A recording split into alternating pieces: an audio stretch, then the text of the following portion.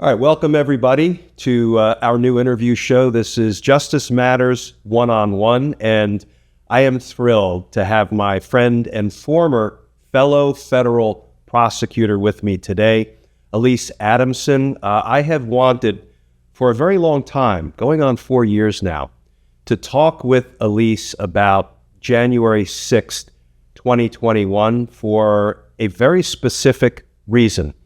She was a federal prosecutor back in January of 2021, and she was one of the few and perhaps the only federal prosecutor to actually have her boots on the ground at the U.S. Capitol at the time of the Capitol attack. And she has shared her story and her account and her experience with me, and I have been dying to present it to you all here at Justice Matters One-on-One.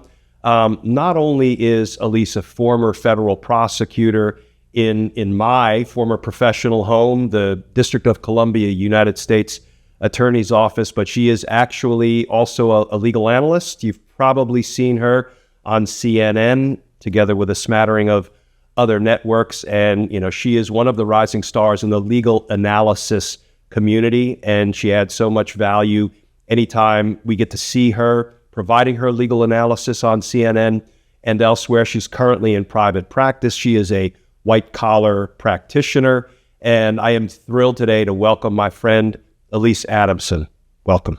Thanks so much, Glenn. I'm very happy to be here. So I want to start by having you tell the viewers a little bit about what it is that attracted you to federal prosecution. Why did you want to become a prosecutor? And then, given that we are virtually on the eve of a very dark anniversary, the 4-year anniversary of the Capitol attack, and given that you have a fascinating story about how you were actually on the grounds of the U.S. Capitol during the assault on the Capitol, during the riots, during the insurrection, I don't want this to be too much of a spoiler alert, so if you don't want to hear a little bit about the ending, go ahead and just plug your ears now. But what I find really interesting and kind of unprecedented is after you spent the day on the Capitol grounds on January 6th, you were perhaps the first prosecutor to stand up in court the next day and actually do the presentment hearings or the arraignment hearings for the very first January 6th defendants that we arrested at the Capitol on January 6th. You can unplug your ears now. But let me start, Elise, with just tell the folks how it is that you decided you wanted to become a federal prosecutor. Yeah, Glenn, I think it's the same reason a lot of people decide to dedicate their careers to public service in that way. I wanted to deliver justice. And I really wanted to step into the shoes of the victims and be able to stand up in court and help them feel whole. You know, I have had a lot of life experiences prior to going to law school where I worked with especially certain segments of underprivileged and underserved communities where they felt like justice was not for them. And I disagreed with that. Justice is for everyone. They didn't feel heard. They didn't feel supported. Now, that was more of a function of the system. Unfortunately, there's a lot of cases. This is not in any way to malign the prosecutors or the systems in that area, but I felt like I could make an impact, make a difference, be there for them, be their voice in court, and then deliver justice by holding those who had offended against them accountable. Accountability, personal accountability is something that is very important to me. It's a core tenet of how I live my life, and I believe people need to be held accountable. And so I took those concepts and I decided that being a prosecutor was the way that I could have the greatest impact in implementing them. And how is it that you ended up at the D.C. U.S. Attorney's Office? Our viewers may know, some of them, that of the 93 U.S. Attorney's offices around the country and in the territories, 92 of them do nothing but prosecute federal cases. I don't want to say they live the good life, but it's good to be a traditional federal prosecutor. You have a healthy dose of control over your own workload, but there's that one office, the D.C. United States Attorney's Office, where we are not only the traditional federal prosecutors doing all of the federal prosecutions, but we are also the local prosecutors. Like, we were like district attorneys for the District of Columbia, no different from DAs in Brooklyn or Manhattan or LA or Detroit or Chicago. So, we have that dual responsibility. What is it that attracted you to the work of the U.S. Attorney's Office in D.C.? Well, first of all, I love chaos. So when you're describing the federal prosecutors who have the good life, it depends on your definition of the good life. I like being busy. I liked the unpredictable, and that's what we got we call it the Superior Court Division, but that's the local prosecuting arm of that U.S. Attorney's Office. And so when I said that I really wanted to be there for victims, a lot of times those are those local prosecutions. Those are victims of violent crimes. They're shooting victims. They're assault victims. There have been burglary victims. These cases we're bringing on the local level, not the federal level. Now, some of them could be brought in either courthouse, and a lot of times we decide to bring it locally. So I thought that's what attracted me to the office. You get experience across local and federal law, and I felt like you could make maximum impact because sometimes those are the cases, especially for a prosecutor or someone who wants to be a DA, that you have the greatest impact. These are not years-long investigations. Someone has been critically injured. We need to get that person off the street, the offender, immediately, and we only have 90 days to bring him to justice. That's the local rule in DC. If someone is detained, you only have 100 days, really, to get the case to trial, unless you file for continuances, but that's of the legal weeds. How I got there, though, Glenn, that was just pure commitment to the cause. It was very hard to get into that office. Our former office is very prestigious, as you know. I'm going to toot our own horn. A lot of people want to get that job, so it's competitive. And on top of that, when I was coming in, there was a hiring freeze. I think it was 2013 when I first started banging, knocking on the door, trying to bang it down to get in there. They weren't hiring anybody. So I actually took the gig for free to start. There was a legal fellowship program. They would let you go and try cases, misdemeanor cases. These are the lowest level. Like, someone's stolen something, they punched somebody in the face. You'd go in, you'd get trained just like a regular AUSA, but you had to do the whole thing for free. And you know what I said? I said, sign me up. And I did it. And they'd ask, are you a regular? That means, are you a regular AUSA? Do you work in this office? Are you a SAUSA? Meaning, are you from a different office? Or are you just crazy? And I would say, I guess I'm crazy. Yeah, that's dedication. Okay, so I want to jump right to what is really an unusual story.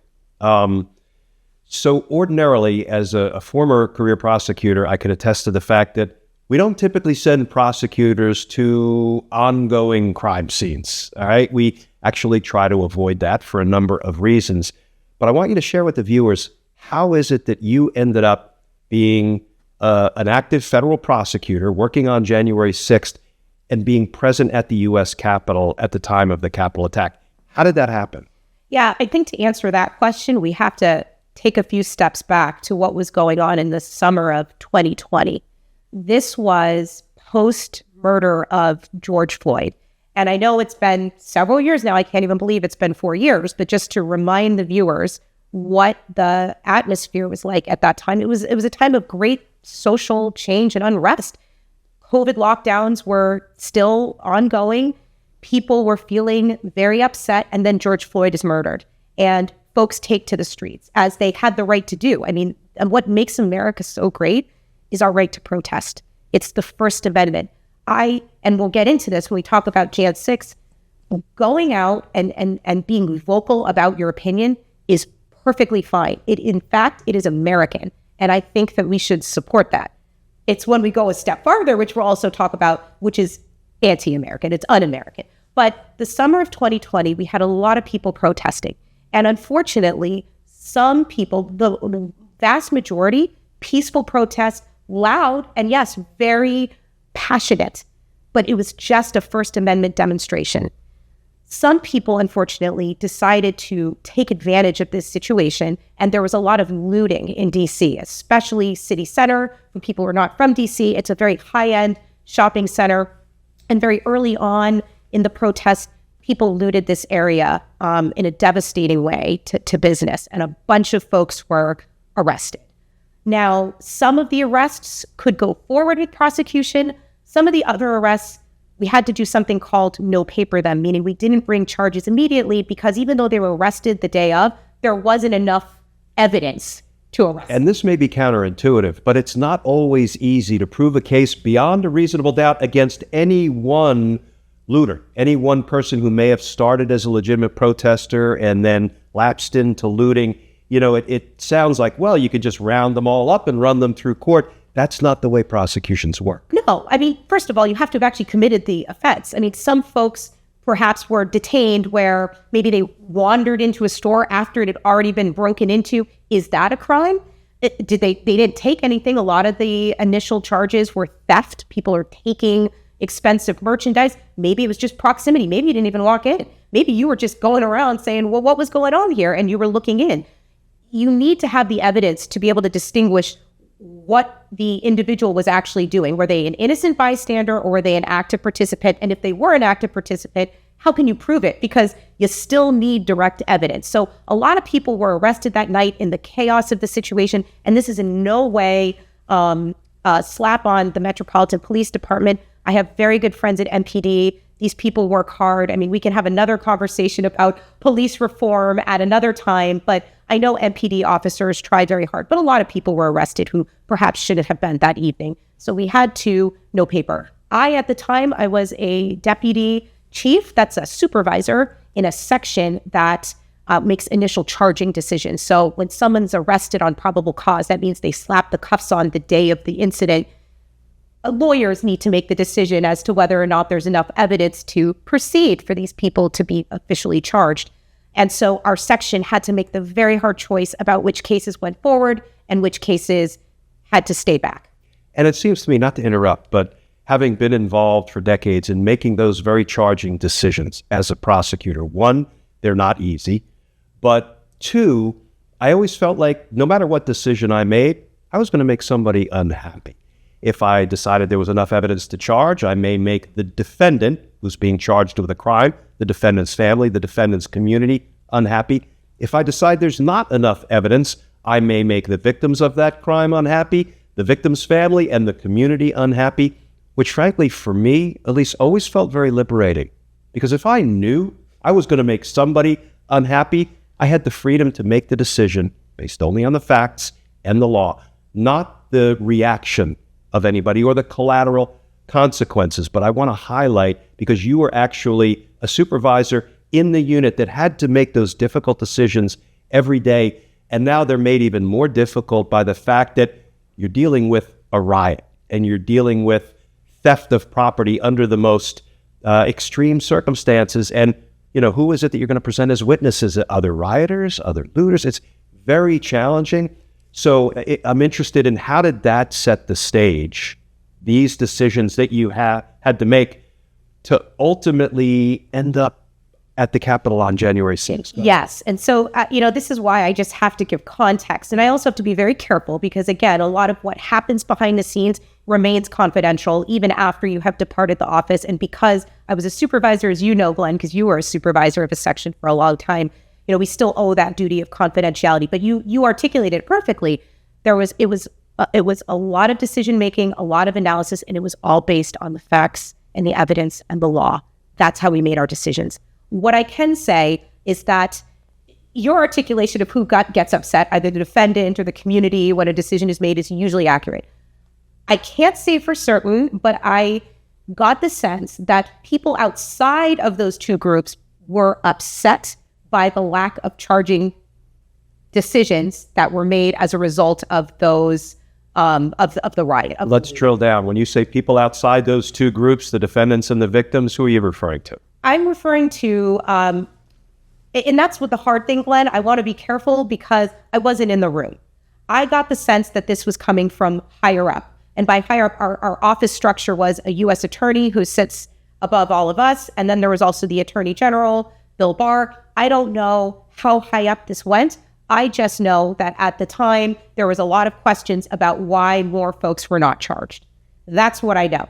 Personally, in my personal opinion, unrelated to anything I learned on the job, I got the sense that there was pressure coming from the top because it was not a good look that the newspaper headline said all of these folks who were arrested ultimately went without charges. We knew at the time Now President-elect Trump was upset about all of the demonstrations of the BLM movement. We remember people who were dramatically cleared from a First Amendment demonstration in one of the areas in DC, so the former now president-elect could go to a church. So this was the atmosphere in which we were making these charging decisions. So I don't know which individual was frustrated, but my perception was that it was someone from the top would have liked to see more people charged. And yet you and I both know, given our practice, given our work as federal prosecutors, that we make these decisions without fear or favor or regard to politics or how politicians react to this.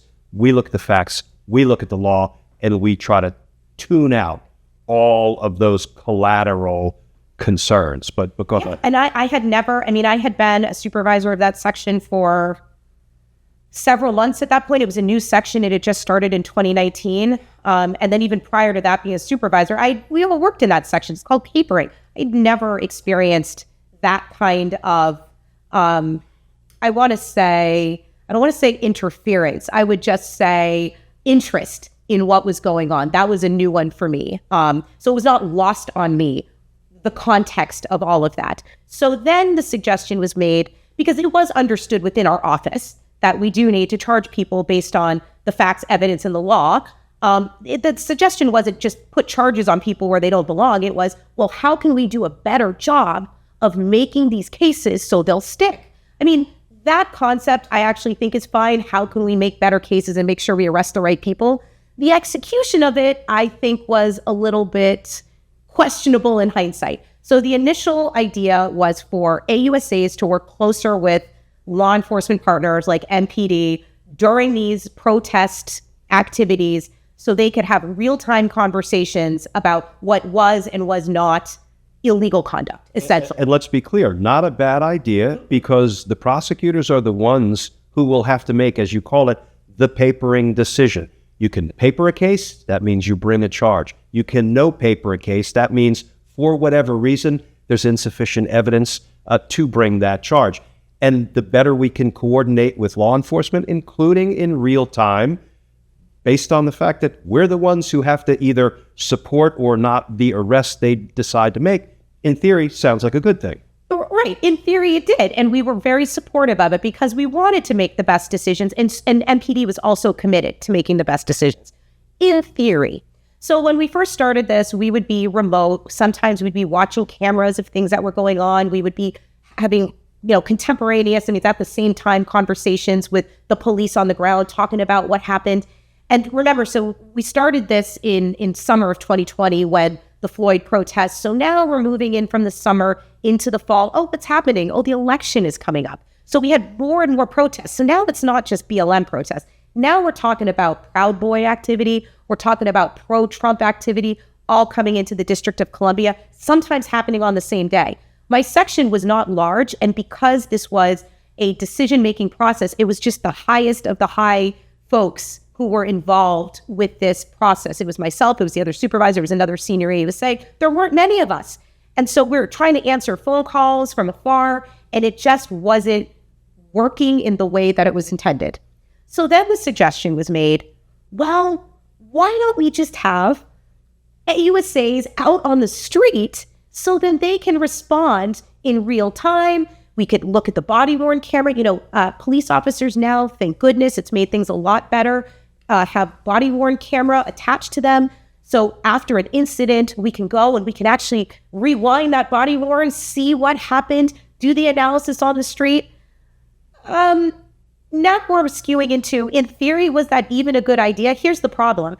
If it was like a discrete issue, maybe. But when you have multiple active protests going on at the same time, you start running the risk of becoming a witness to another offense. And that's exactly what happened. We would be sitting on a street corner, talking to some police officers, figuring out whether the person that is detained, they're not in custody yet, they're detained, that means they're just being held while we make a decision. Well, then some other foolishness is happening in the background. And it was escalating. What was going on the streets was escalating as time goes on. We remember Enrique Tarrio. He is now in prison for his role in Jan 6, but let's not forget what Enrique Tarrio was first known for, and that was his Proud Boy affiliation and this burning of the BLM flag that was on the church. AUSAs were out on the street during this time. And let me, not to interrupt you, but people might hear that, well, if prosecutors are out there and witnessing things, isn't that a good thing? Because the prosecutors can just testify. And let me just talk about why it's decidedly not a good thing for the system.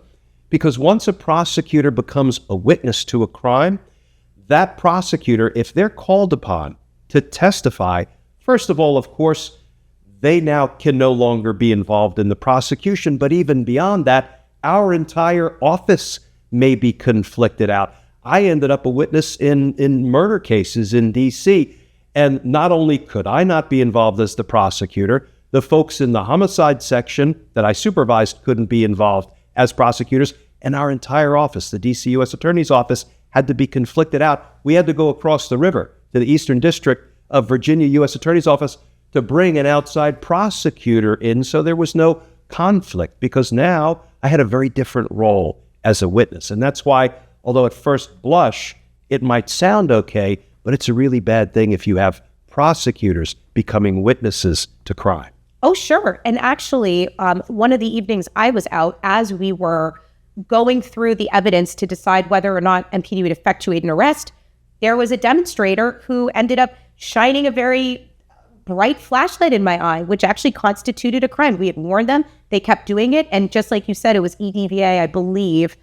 Don't 100% quote me, but I believe it was EDVA who ultimately took that case because I was the victim. So I wasn't even the witness. Yeah. I was the victim in this case. So all of these complications can arise with this arrangement. But right, wrong, or indifferent, that's what was going on. Okay. And understand also our office was in a time of transition. Our U.S. attorney at the time, Jesse Liu, had left the office under circumstances that were, a little bit questionable, especially to us on the line. What I can say is we were all very sad to see Jesse go. She had been a very strong U.S. attorney, very well respected, and she was just gone. Can I put some meat on those bones? You can put some meat on those bones. You can say the things that I can't say. Go ahead. So, as a prosecutor in that office for decades, I served under 10 U.S. attorneys, including acting and interim U.S. attorneys. I first worked with Jesse Liu when we were line attorneys together. She was then the final U.S. attorney that I served under when I retired from the Department of Justice in 2018. I can tell you the reporting and my perception was that Jesse Liu had been tasked, our office had been tasked with investigating possible crimes of Andy McCabe, the, I believe, acting director and the deputy director of the FBI. Turns out, I'm going to cut right to the chase, that he didn't appear to have committed any crime. So Jesse Liu, the U.S. attorney at the time, would not authorize a prosecution, which is kind of the way it's supposed to work when you have no evidence. She was then unceremoniously pulled out of that position.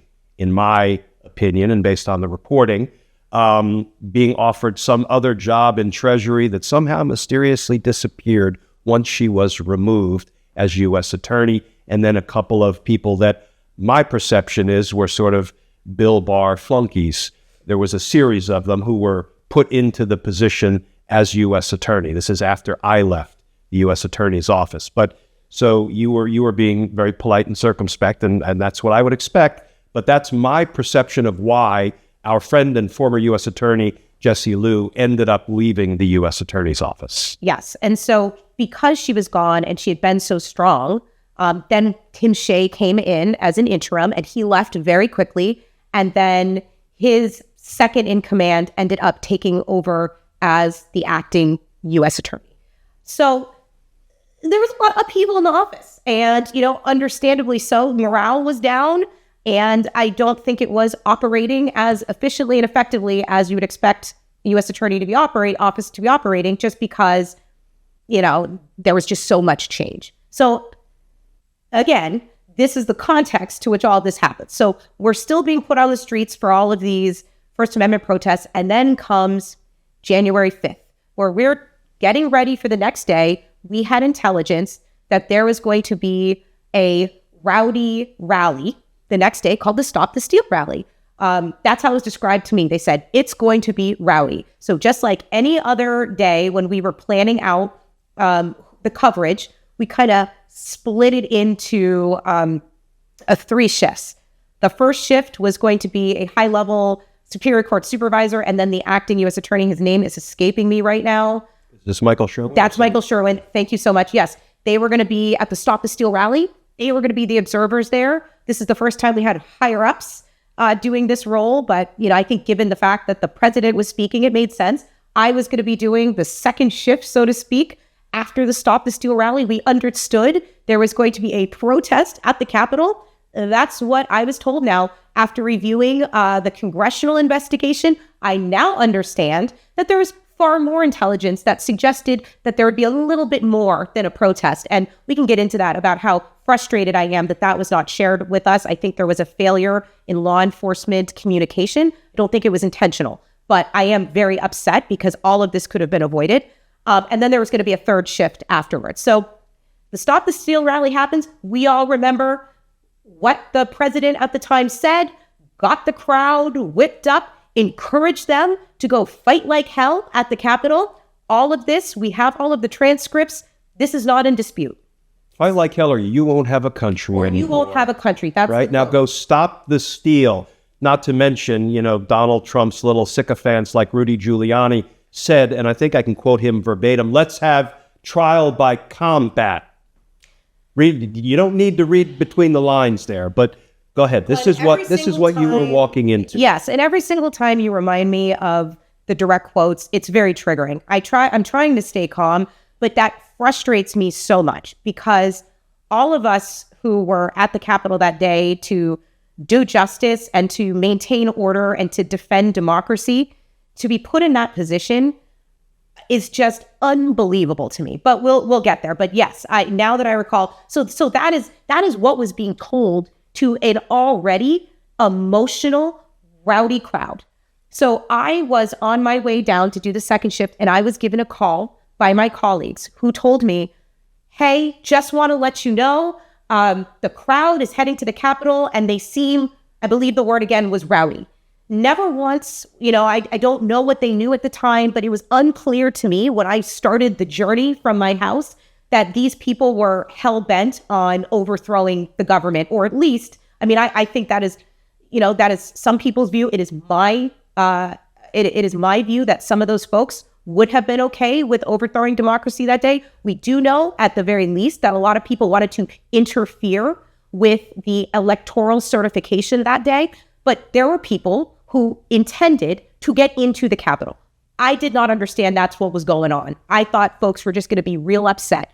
As I made my way downtown and I was being driven by NPD lieutenant, we are already diverted because there were bombs at the DNC and the RNC. And I think a lot of people forget that element because of the insurrection, which should be the marquee event, don't get me wrong, but there was a lot going on. And that was my first indication that something was seriously wrong.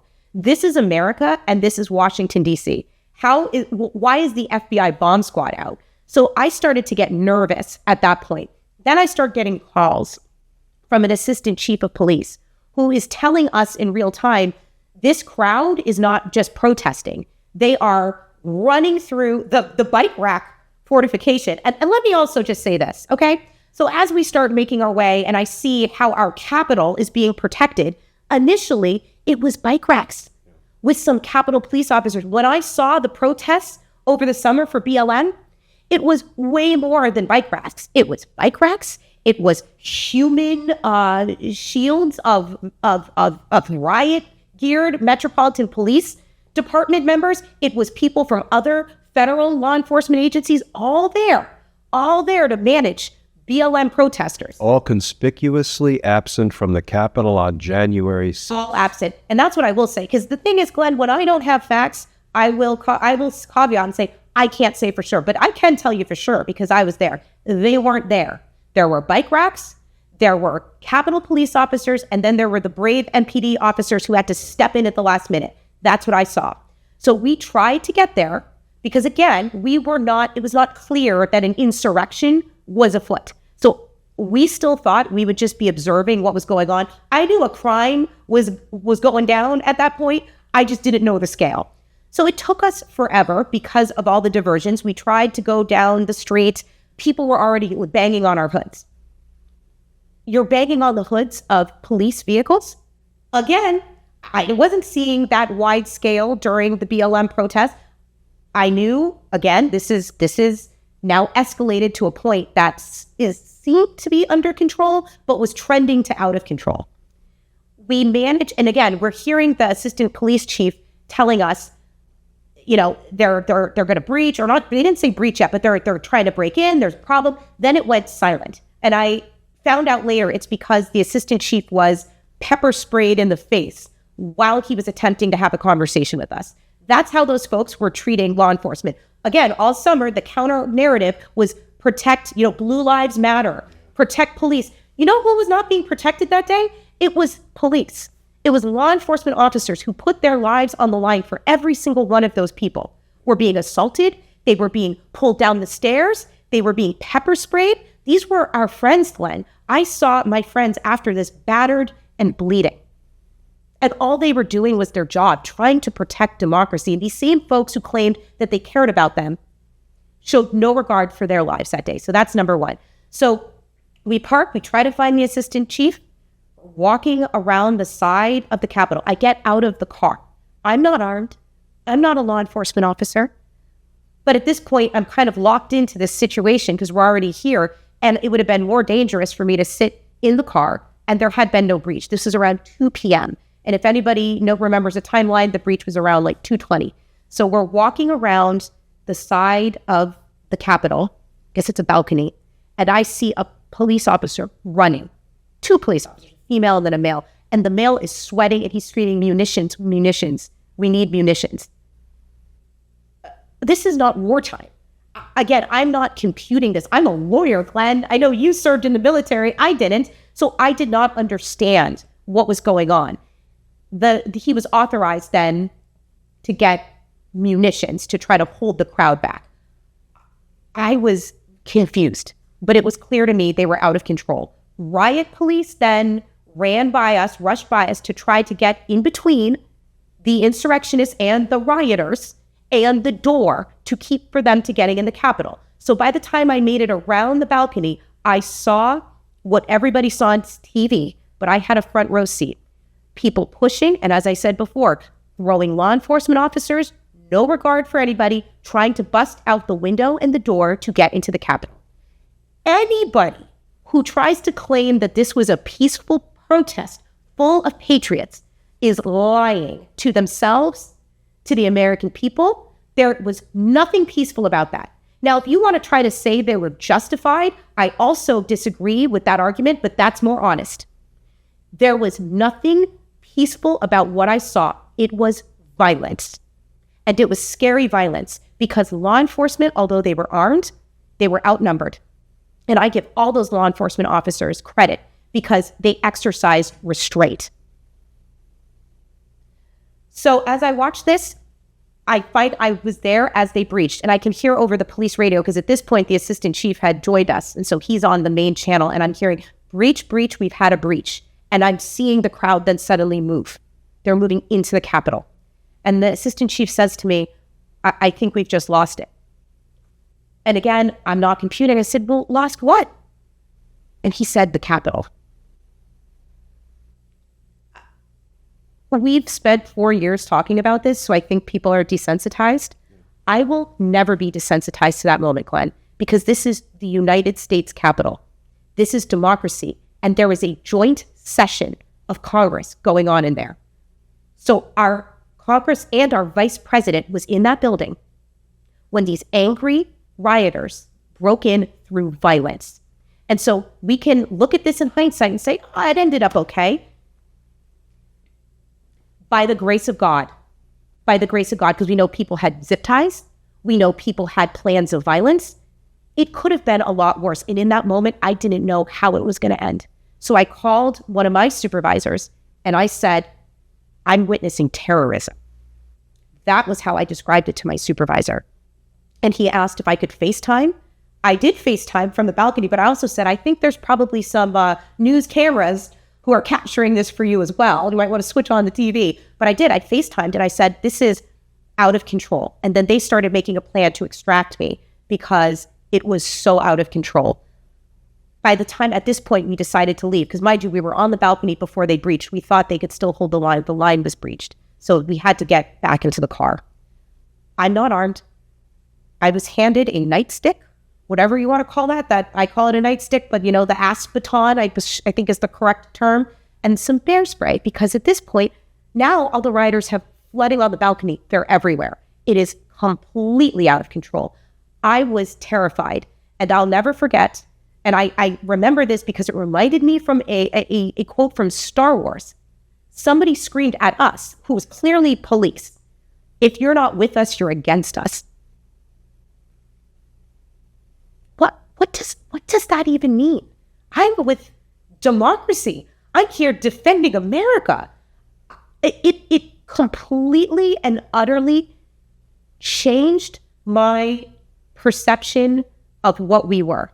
And here's the other part I forgot, and I don't know how I forgot. So as we're trying to evacuate, all of a sudden I feel a stinging and a burning in my eyes. And I'm like, I don't know what's going on. And the assistant chief said, "It's tear gas. Just keep going." So now I'm trying to go through these people, these crowds, and I can barely see. Again, I'm not law enforcement. I've never been tear gassed. It's CS gas. I don't know if they did it. It could have been MPD, because remember, they had to use those munitions to try to control the crowd. Could have been friendly. Doesn't matter. I was terrified, Glenn. Couldn't see. And it was because of MPD and their quick thinking. They got me into the vehicle. But because the rioters had surrounded the general vicinity, we could not drive out of the area. So I was stuck. And somebody had handed you a nightstick or an asp, a baton, and some bear spray. Correct. To protect yourself. To protect myself, to try, because that's how out of control it was. I mean, MPD, they're not going to sit there and start shooting. They're outnumbered, so they couldn't, what were they going to do? They could not control the crowd. We were just a small little group. It was leadership trying to get into the SUVs to figure out what was going on. We were outnumbered. Were you the only prosecutor? Only one. Okay. I was the only non-law enforcement. You said they had to extract you. How did you actually get away from the Capitol, and what happened after that? They couldn't. So one of the things that your viewers probably don't know is that the U.S. Attorney's Office has its own little law enforcement agency. We have a wonderful individual who's heading up that agency who's going to try to come get me. He couldn't get in. Too many people. They could not come in and extract me. They tried to drive me out of the area.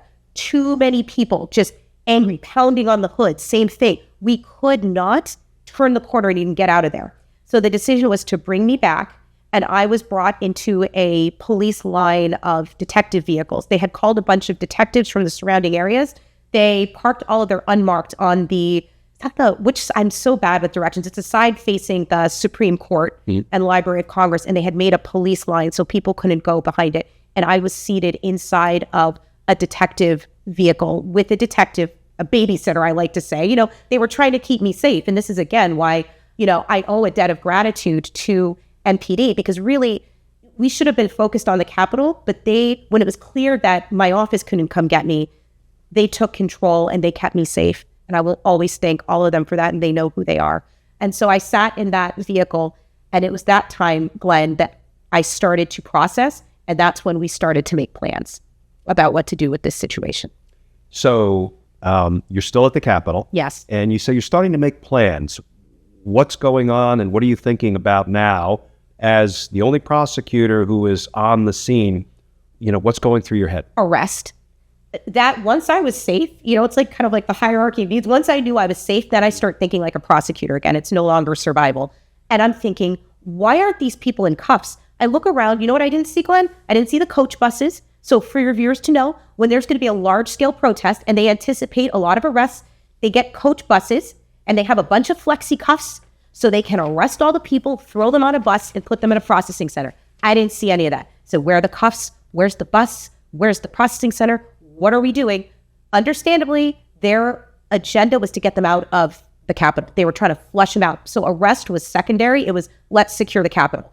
That's their agenda. My agenda is arrest. So I was like, well, I'm calling back to the office, and there was a lot of AUSAs working on this now. Now it wasn't just me. I'm just reporting back from the field. I'm the only one there, but there's a ton of people involved. And I'm like, where's the bus? What can we do? How can people come out of here in cuffs? Somebody is going to have to leave here in cuffs. that was my singular focus at that time. So long story short, they end up getting all the infrastructure. They do bring the coach buses. They do bring the cuffs. But they spend all of the time flushing them out of the Capitol. The law enforcement had called a special distress signal, which signaled law enforcement from the surrounding areas to help. So we had troopers responding from New Jersey, from Virginia. It was nuts. And they just needed to secure the Capitol. Once the Capitol was secured, I was still there, Glenn. And I said, okay, who are we taking out? But just like we talked earlier with the BLM protests, we need evidence. We need facts. We need to make sure we are arresting the right people. So we didn't have the videos. And because we weren't catching them come out the door, it was just people in the area. We couldn't just effectuate mass arrests. That's not what I'm there for. But we saw a large group of people who refused to leave the area. They were at the Peace Circle right by the Capitol, still there. On Capitol grounds. On Capitol grounds. Now, this was some hubris to me. You have just participated in an insurrection. And even if you personally at that point didn't know what the Oath Keepers, for instance, or, Stephen Rhodes was thinking on the day, you knew you didn't belong in there. You were just given a gift. You were just flushed out and not arrested. Why not go home? These folks didn't go home, Glenn.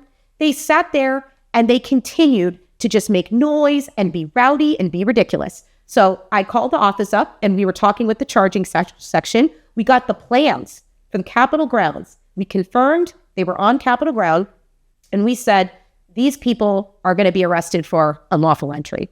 And there's a procedure you have to go through. You have to warn them. You have to tell them that they are not to be there, that they are to leave. You've got to give the warning like 3 times.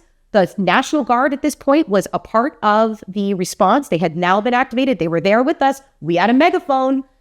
These folks didn't move.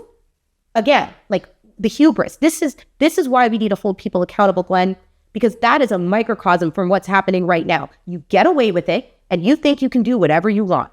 And they stood there and they didn't move. And so a group of National Guards and MPD surrounded them and they effectuated an arrest and they put those folks on the coach bus. My understanding is there was also maybe a few other people who were arrested on Capitol grounds earlier in the sequence who were caught with like a firearm, but it was relatively few. The majority of the people arrested that day came from that area and they were loaded up on the bus for processing. Do you have any sense of about how many folk were arrested? It's been 4 years, Glenn. I want to say close to 30, something like that. Pales in comparison to the thousands and thousands who actually joined in the riot. I can go back and look, and maybe you can put in the description because it's all public because we arraigned them the next day. But I will tell you that was a cathartic experience because at least a few people, even though it was a fraction, but they were held accountable. And funny enough, one of the individuals, once you get arrested, you get a search incident to arrest. One of the individuals, they pulled a gun off of him. So anyone that says these people weren't armed, it's not true. That person had a firearm on him. And then another person, while they were in the processing center, that's when, the police are getting their fingerprints, their names to put charges on them. A police officer just happened to be looking at, I don't know if it was Twitter at the time or some live feed, and they see that person inside the Capitol. They had posted it. So then that person, it wasn't just UE, they also put on the charges for being in the Capitol that day. But again, what are you thinking?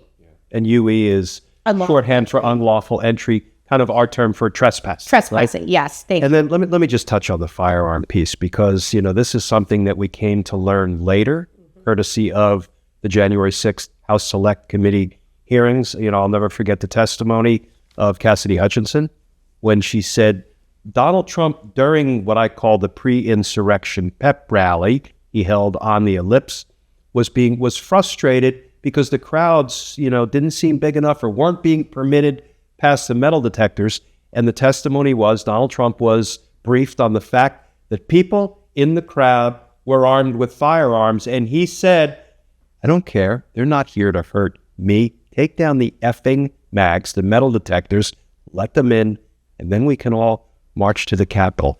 To me, to this old prosecutor's ears, that sounds like Donald Trump was intending it to be an armed insurrection at the Capitol. But, that's that That's just me wanting to actually follow the facts and the law where they lead. So I appreciate that you brought up even some of the folks that got caught up at the very end when they refused to leave after being ordered 3 times by law enforcement to leave Capitol grounds. Even one of them had a firearm. And here's another data point. Here's what I recall. I recall being in the car and then a law enforcement officer coming up, and in an evidence bag was a firearm. And he said he had found it discarded on the ground. So again, just from those data points, we know a few people, at least 2 people were armed. We will never know how many of those people actually had guns. What I know from seeing that firearm brought into the car is that at least one person had a gun. And, guns and high emotional situations do not mix. There's a reason that we do have, while we still have some gun laws, we do have these laws. Yeah. And, we dodged a bullet.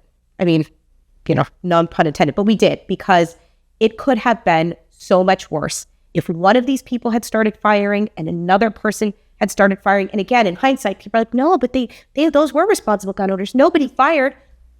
That's situational. We don't know what people would or would not have done if things had been different. We don't know what they would have done if law enforcement hadn't exercised as much restraint. But what we do know from data is that guns in situations like that never make it better. They're inherently dangerous, and it could have been a lot worse. So let me ask you this. You said that there was an arrest of a group of folk who refused to leave. And because you have a right to a prompt presentment after you are arrested, which typically means you have to be put before a neutral and detached magistrate within about 28 to 48 hours after the arrest. Let's move forward to January 7th, because your participation in this was far from over. That's right, Glenn. I represented the United States in the initial arraignments of the folks who were arrested that night, which means the next day when they were brought before the judge and they were read their charges, usually they were just local misdemeanor charges because that's what we arrested them that day. I got to stand on behalf of the United States and make those representations. Just like I said, the night before was a cathartic experience to see those arrests effectuated. It was also a cathartic experience to be the ones to arraign them, because I really do believe in the rule of law. I really believe in the criminal justice system. I believe that the system should be fair and neutral to everybody. And I was proud to represent the United States that next day to hold some of these people accountable. And I think I recall one of the things I said was I put every defendant on notice that this is what they were being charged with today, but there could be additional charges coming, because I knew very well that the night of January 6th, a team of AUSAs and FBI agents were already working on identifying the people who were in the building and committing the most heinous crimes. So we put them all on notice that the investigation was just starting and to not expect this to be it. But I think proud and hopeful are the words I would use to describe my involvement the next day. Proud that I could do that on behalf of the United States that I love so much, and hopeful that these folks and more folks would be ultimately held accountable for what I had witnessed. Now, at some point after this experience, you decided to leave the U.S. Attorney's Office. I did, Glenn. Can you share with us why? Yeah, first of all, I'd been there for a while, to be fair. I'd been there 7 years. But this was a traumatizing experience. We have therapists we can see through the employee assistance program. I went and talked to a therapist about it. As I said multiple times, I'm not a law enforcement officer. I'm not trained to handle situations like this, and it was a lot. I perceived democracy actually threatened that day. Again, people want to change that narrative, but in the moment, I think there was a real threat. And I started to be a little disillusioned with the process, that this had happened, that it had been allowed to happen, and I started to really think about all of the, mechanisms at play, that this was even a thing that occurred. It just really started to get me upset. And I started to question, and I started to worry that the system wasn't as fair as I thought it was. And mind you, I prosecuted a lot of really poor communities of color. Now, I'm not saying that the defendants should not have been held accountable, but when I was the prosecutor for those cases, I was saying, well, justice is fair to a certain degree. I know the criminal justice system is not truly fair. And again, we could talk about that another time, but I knew what I was doing, that I felt like I could, execute the equal administration of justice in what I was doing. And then all of a sudden, it didn't seem like that. And what I thought was a problem we might be able to fix with some criminal justice reform, all of a sudden seemed just too much. It was overwhelming. And when a prosecutor is asking themselves those questions, I don't think that they can effectively do their job.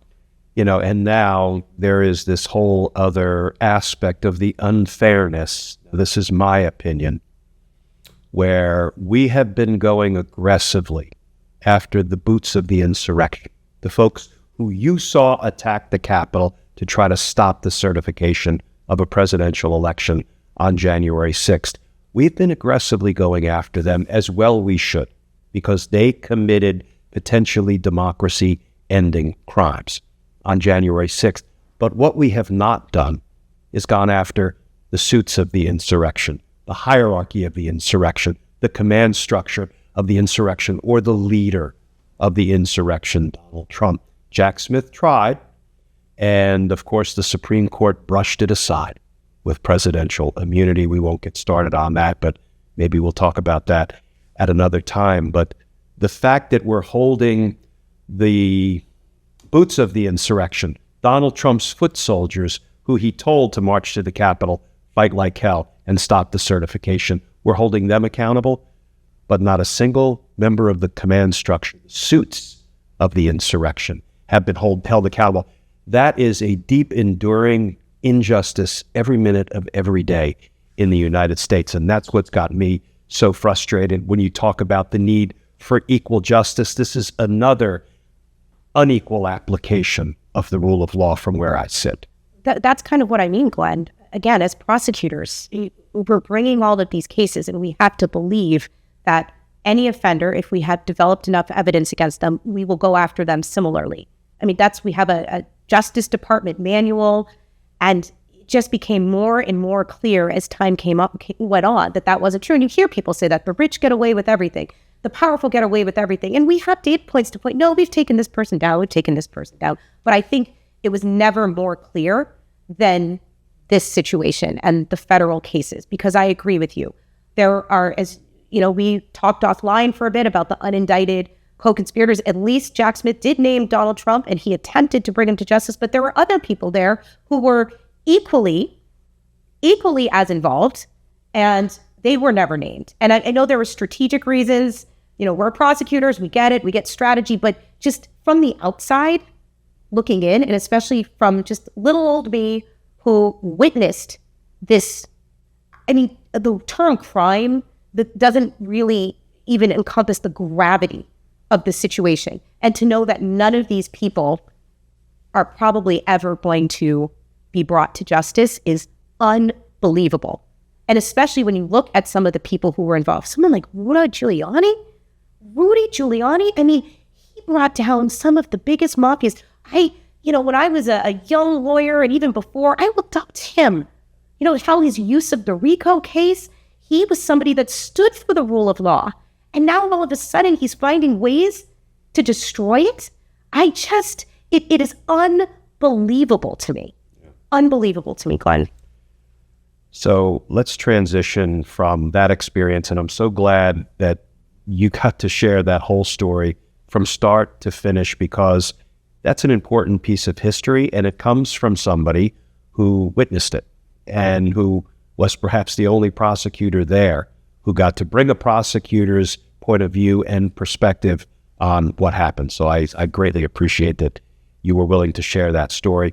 Let me just shift as we wind down to what is it you're expecting of January 6th this year? And maybe we can then talk about, or maybe we'll save for another discussion, the idea of these folks being pardoned by Donald Trump. First of all, what do you expect from January 6th this year? Well, I actually expect January 6th to be like any other day, because I don't expect anybody to try to interfere with the certification of the electoral count, right?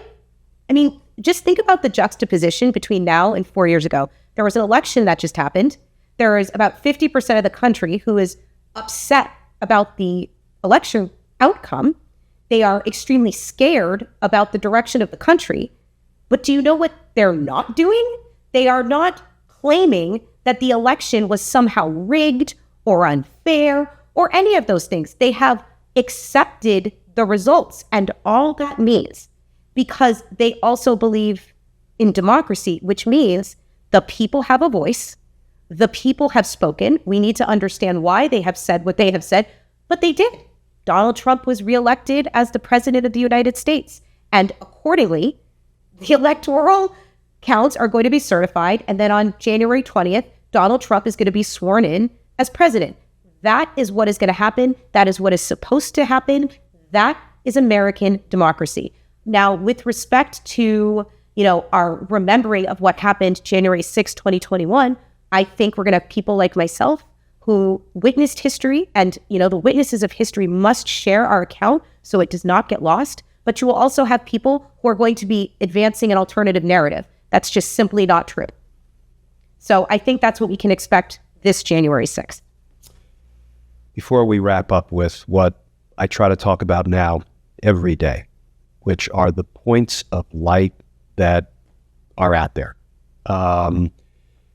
We have a gathering darkness, what I call the Trump-induced darkness. It's coming again.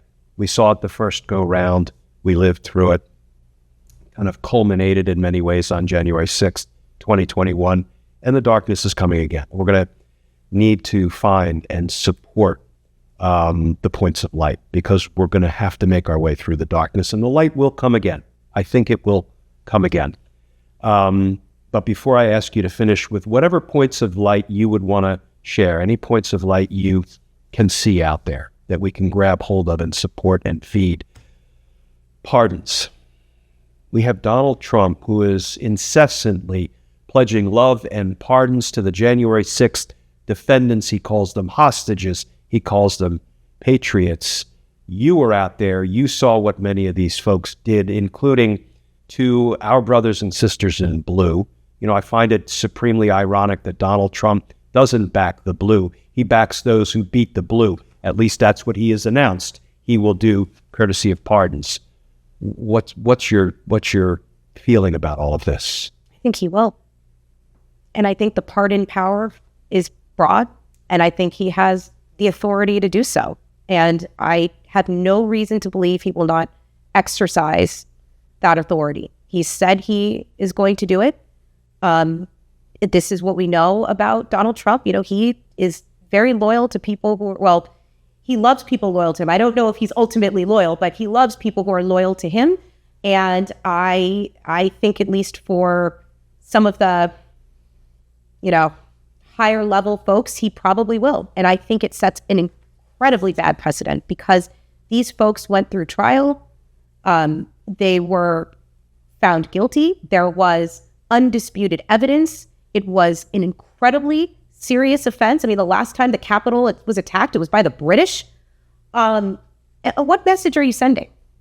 Because these things have consequences. And so, I'm sure in Donald Trump's world, it's just thanking the people that were loyal to him. But the reason we hold people accountable is because if they're not, they will think it's okay to offend again. And if these people get away with it, what is to stop the next upset group of people under whatever circumstance from thinking it's okay if they see this is the outcome? If they think, they were rewarded for being patriots, or the system ended up helping them. Well, it can happen again, Glenn. And that's my fear, because to me now, it's larger than Donald Trump. It's what America will tolerate. And we are getting desensitized to these things. We are better than this. We are not a nation that solves our political differences through violence. And if someone tries to, we need to stop them and show them this is not what we stand for. A pardon here is saying the exact opposite. We're happy when you do it, when it's the party in power. And we can't stand for that. We have to be brave. And even when we disagree with the outcome of things, we need to accept it, because that is the only way democracy as we know it is going to continue. So do I see pardons likely? I do. Do I think it'll stand up? I do. And is that scary? It is. But that's the reality. It does seem to be the reality. Let's go to points of light. It's hard, Glenn. I know it's hard. It's hard.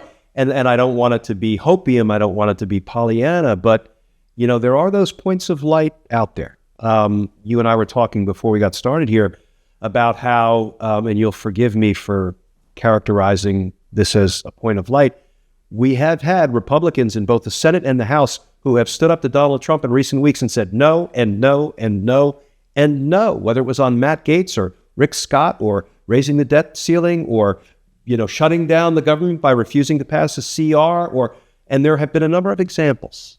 So listen, we're going to have to find our points of light wherever we can. And I was wondering if you have any in mind. Well, first of all, I actually agree with you there, Glenn. Congress is doing what they're supposed to be doing, right? This is not a fealty or a loyalty test.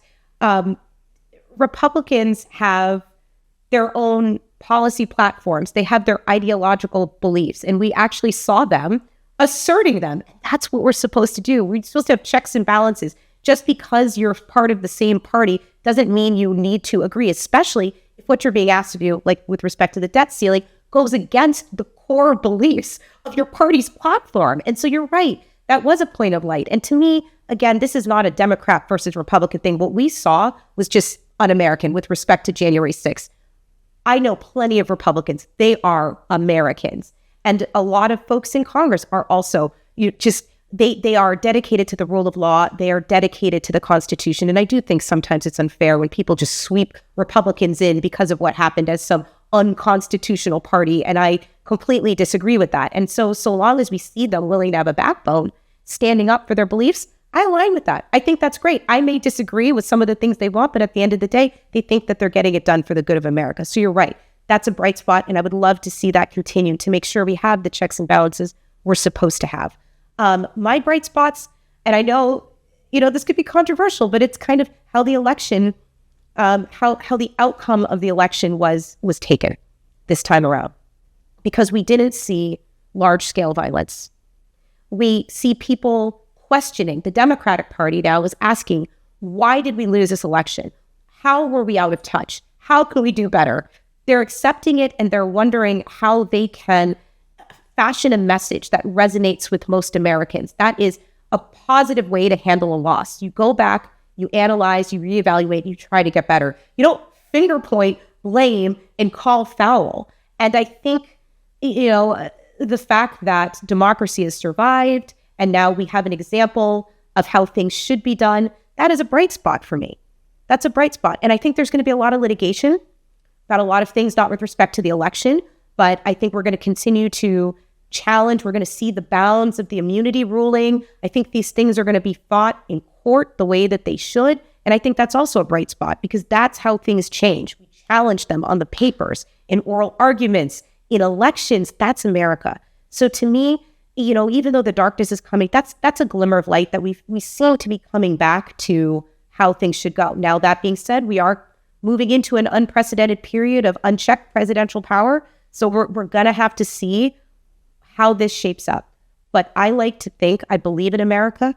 And I like to think that, even people who voted for Donald Trump, they're Americans. They don't dislike the Constitution. They believe that they were going to be better suited with the Republican agenda, not truly understanding how devastating January 6th was, right? There's like a dissonance there. But I think America is good. And I think there is a chance that we can get past that. Maybe that is too Pollyanna-ish, but I have to believe it, Glenn. I have to believe it because I still believe in justice. As do I. Thank you for sharing that experience, that riveting story. Hopefully it's something people will remember. We will learn from. We will not let happen again. If people want to find you, where can they find you? Thanks so much, Glenn. They can find me. I'm now getting on social media. I'm taking a page out of your book. They can find me on Instagram at Alyse Adamson. I post my updates when I'm going to be making media appearances. Sometimes I just share thoughts, and I'm always happy to engage with folks and answer any questions they may have, especially with respect to that experience, but just legal questions in general. Okay. I'm here to help. And I will put your handle in the description of this video. And thank you again. I so enjoyed and appreciated this conversation. Thank you for having me, Glenn. Always a pleasure.